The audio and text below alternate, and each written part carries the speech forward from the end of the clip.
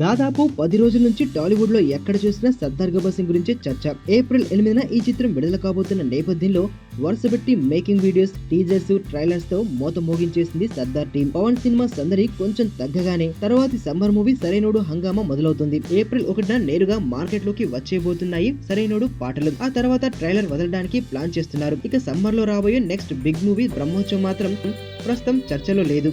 బ్రహ్మోత్సవంను నిర్మిస్తున్న పీవీపీ సంస్థ ప్రస్తుతం తన ఫోకస్ అంతా ఊపిరి మీదే పెట్టేసింది. ఈ సినిమా రిలీజ్ అయి దాని సందడి తగ్గాక బ్రహ్మోత్సవం పబ్లిసిటీని ఓ రేంజ్ లో చేయడానికి ప్రణాళికను సిద్ధం చేసింది పీవీపీ సంస్థ.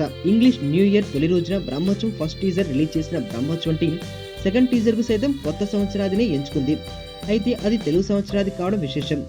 ఏప్రిల్ 8న ఉగాది సందర్భంగా బ్రహ్మోత్సవం కొత్త టీజర్ రిలీజ్ చేయబోతున్నట్లు తెలిసింది. బ్రహ్మోత్సవం ఫస్ట్ టీజర్ విషయంలో భిన్నాభిప్రాయాలు వ్యక్తమయ్యాయి. ఆ టీజర్ లో వినిపించిన పాటను మిక్కీ ఎక్కడో కాపీ కొట్టాడని ఆరోపణలు వచ్చాయి.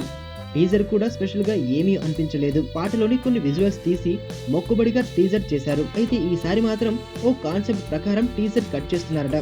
మహేష్ కొత్త లుక్ పరిచయం చేస్తూ కొన్ని డైలాగ్స్ కూడా యాడ్ చేస్తున్నారట. కాబట్టి ప్రిన్స్ ఫ్యాన్స్ పండగ చేసుకోవడానికి రెడీ అయిపోవాలన్నమాట.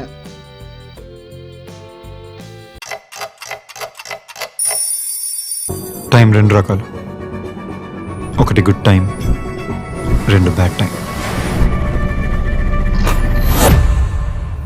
అమ్ము నా ప్రాణం. నేను 5th చదివేటప్పుడు తను 3rd క్లాస్లో జాయిన్ అయింది. తను చిన్నప్పుడు చూసినప్పుడు ఎప్పుడూ అనుకోలేదు తను పెద్ద అయ్యాక ఇంత అందంగా తయారవుతుంది.